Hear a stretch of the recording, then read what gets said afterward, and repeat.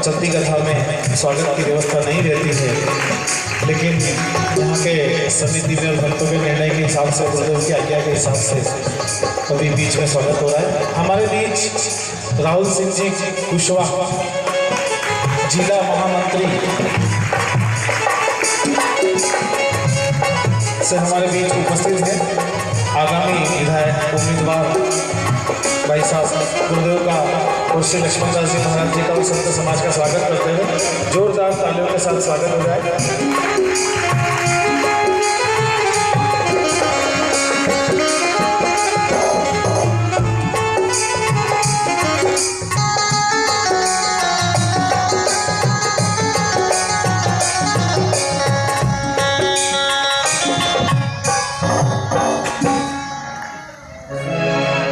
बोले भगवत्सल भगवान की। परम आदरणीय डॉक्टर साहब का यहाँ पधारना हुआ और डॉक्टर है तो सेवाएं तो देते ही हैं, हॉस्पिटल है और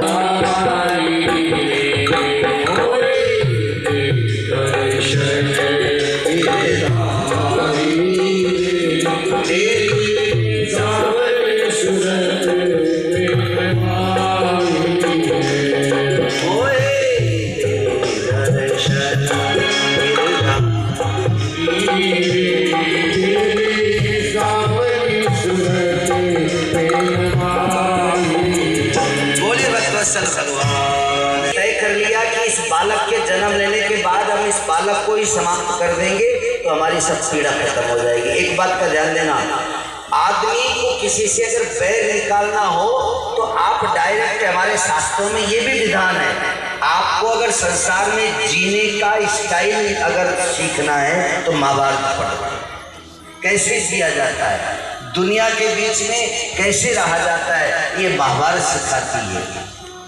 और आपको अपने परिवार और सगे संबंधी में किस प्रकार से रहना है, अगर ये सीखना है तो रामचरितमानस इस बात के सूत्र को देती है। मानस का सूत्र और महाभारत का सूत्र बहुत ही, दोनों में अंतर है और इन दोनों के अंतर के हिसाब से यहाँ सूत्र उन्होंने लगाया कि अगर किसी को परास्त करना हो तो बोले सीधे सीधे उसके ऊपर अटैक मत करिए, तो बोले उसकी व्यवस्थाओं पे अटैक करिए। मैंने एक फिल्म देखी थी, उसमें जो विलेन था गुंडा, वो हीरो को परास्त करने के लिए जानते हो क्या करता? उसकी फैक्ट्रियों को जलवा देता, उसके लेबरों को निपटवा देता, यानी चारों तरफ से उसको घेर करके और उसको परास्त करने की कोशिश करता। और ऐसी स्थिति में जो वासी रहते हैं, तो यहाँ हमारी जितनी रानियां थी उन रानियों ने योजना बना ली, बोले राजा के ऊपर अटैक मत करो, रानी पे भी मत करो। बोले क्यों? बोले हम अपराधी घोषित हो जाएंगे।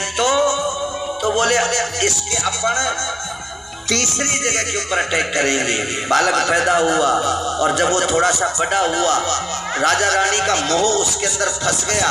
एक दिन एक दासी को उन्होंने 1,00,000 मोहरें दी और मोहर देकर के कहा, दासी जब तो इस बालक को लाड प्यार करने जावे तो अपनी चिटकी अंगुली के जहर लगा करके जाना और उसका लाड प्यार करते करते तुम ये अंगुली उसके मुंह में डाल देना। जब वो अंगुली तुम मुंह में डालोगी वो बालक मर जाएगा और बालक जो ही मरेगा फिर हमारी चिंता खत्म। अब बताइए, धन के लालच में कौन मर्डर नहीं करेगा? और जिसको 1,00,000 मोहर मिले, आज के ज़माने में 1,00,000 रुपये में खरीदते थे लोग बात, और उस जमाने में 1,00,000 सोने की मोहरें मिली। उस दासी ने तत्काल चित्रकेतु राजा के उस बालक का मर्डर कर दिया। बोले भगवत्सल भगवान की। राजा का बालक मरा, राजा चिल्लाने लगा और चिल्लाते हुआ तपस्या करने लगा। और जब तपस्या करने लगे तो बड़ी बड़ी तपस्याएं जब ये करी तो इन्होंने जाकर के और कहा कि मुझे भगवान की कृपा चाहिए। तो बोले शंकर जी की करो जल्दी, प्रसन्न होने वाले देवता कौन है? सबसे जल्दी प्रसन्न हो जावे वो देवता, बताइए थोड़ा सा, क्या बात है। उनको कहते हैं आशुतोष। आशु का मतलब होता है जल्दी और तोष का मतलब होता है प्रसन्न होने वाले। जल्दी प्रसन्न होने वाले शंकर जी की प्रार्थना की। शंकर जी प्रकट हो गए। उन्होंने कहा वरदान मांगो।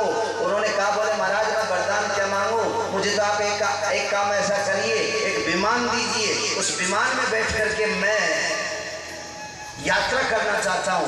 एक विमान ले लिया। अब जान लेना आदमी गलतियों पे गलती करता चला जाता है। मुक्ति नहीं मांगी, विमान मांगा, और विमान मांग करके भगवान नहीं मांगा, विमान मांगा, और वो विमान में बैठ करके और कहाँ चला गया। सबसे पहली यात्रा उसने की कैलाश पर्वत पे। अब कैलाश पर्वत पे बाबा जी के उनको अपनी पत्नी के ऊपर विशेष लाड प्यार आया।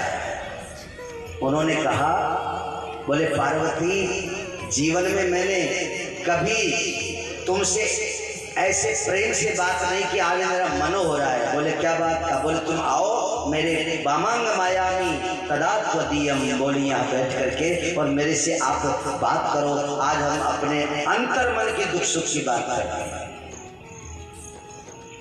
ये बाबा शंकर भोलेनाथ है, इनको किसी की कोई दुख सुख की बात नहीं करनी, इनको तो लीला करनी थी। और वो लीला का सेटिंग बिठाया, पार्वती को पास में बिठाया और ऐसे इतना पास में बिठा लिया कि पार्वती भगवान शंकर की जांघ के ऊपर हाथ धर करके बैठी थी।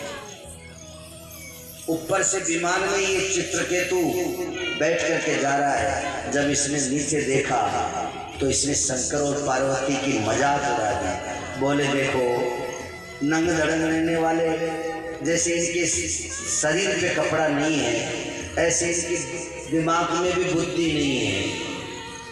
पत्नी को इस प्रकार से चिपका के बिठा रखा है, थोड़ी भी शर्म नहीं आती इसको। और दुनिया के उपदेशक बनते हैं। अरे राम राम राम राम, जोर से ऐसे वो बड़बड़ाने लगा। ऊपर जब देखा पार्वती ने, अरे बोले ये तो चित्र महीने में बादल गरजे और ये जंगल में अपनी सूंड को लहराता हुआ जंगल में निकल पड़ा। अब यार उस जानवर का नाम मैं नहीं जानता हूँ, मैं उसकी पहचान बता दूंगा, नाम आप बता देना। एक व्याधि है तो एक जगह छत्ते के रूप में उसका रहता है। तो ये हाथी कौन, वृत्रासुर तीसरे जन्म में हाथी, ये चलते चलते अपना पैर उस गजाई के छत्ते के ऊपर रख दिया धरती पे, और वो गजाइयां 1 करोड़ थी। 1 करोड़ ही मर गए। एक जीव की हत्या का भी पाप लगता है। भगवान ने विचार किया ये गजाइयां 1 करोड़ है, अगर एक एक गजाई एक एक बार बदला लेगी तो बेचारे इस हाथी को 1 करोड़ बार जन्मना और मरना पड़ेगा। बोले क्या करें, बोले एक बार में फाइल निपटाओ। कैसे, बोले इसको बनाओ राजा और ये गजाइयां जितनी हैं उनको बनाओ 1 करोड़ रानियां। ये सब मिलकर के षड्यंत्र से राजा को मरवा डालेगी। बोले भगवत भगवान की। तो वो सब के सब रानियां पूर्व जन्म में गजाइयां थी और वो हाथी था। दूसरे जन्म में चित्रकेतु बना, तीसरे जन्म में वृत्रासुर बना। बोले भागवत भगवान की। श्री कृष्ण गोविंद।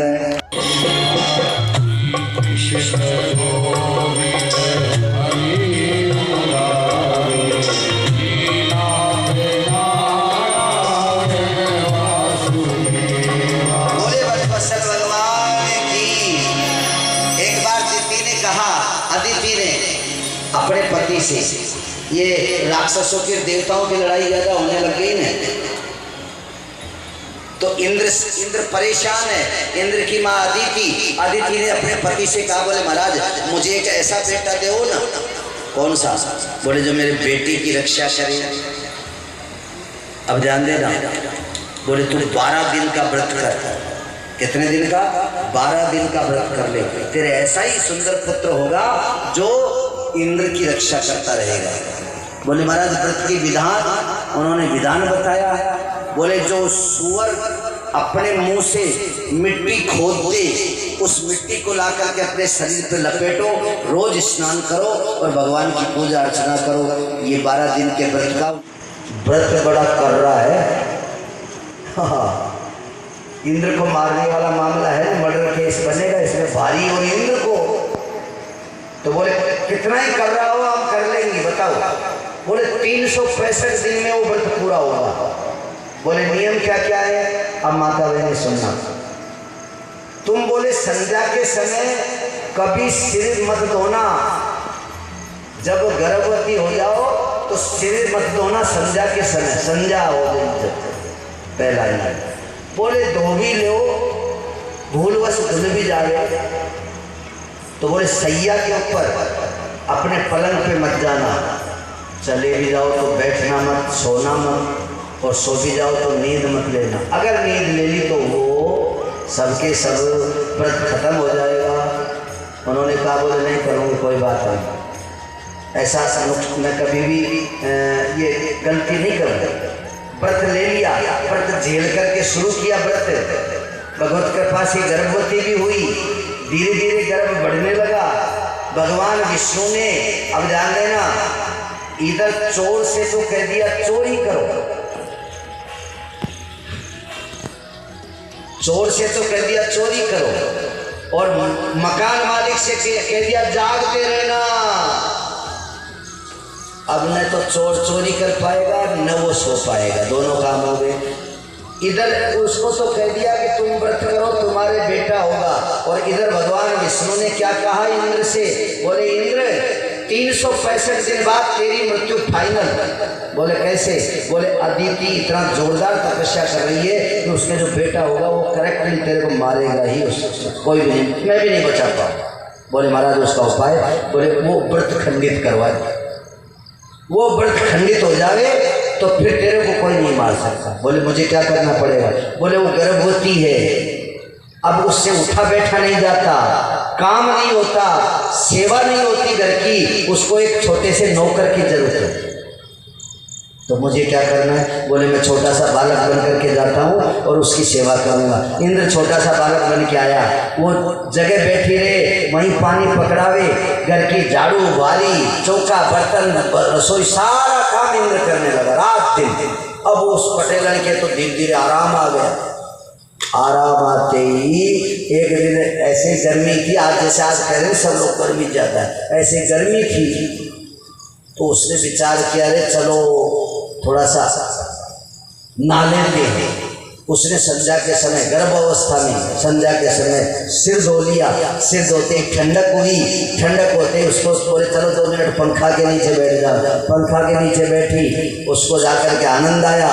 जब गर्मी समाप्त हो जाती है तो थोड़ी भूख भी लगती है। उसने विचार किया थोड़ी भूख लग रही है, क्या करें, 4 से 10 चना चबा लें, बादाम चबा लें, और वो बादाम चबाते चबाते चना चबाते चबाते बोले लो थोड़ा कमर सीधी कर लेते हैं, आप तो दिन भर हो गया, लेट गई। और इधर सूर्य छिपने लगा। रोज़ ताज़ा खबरें देखने के लिए हमारा चैनल DVC 24 न्यूज़ को सब्सक्राइब करें, साथ ही बेल आइकन भी दबाएं।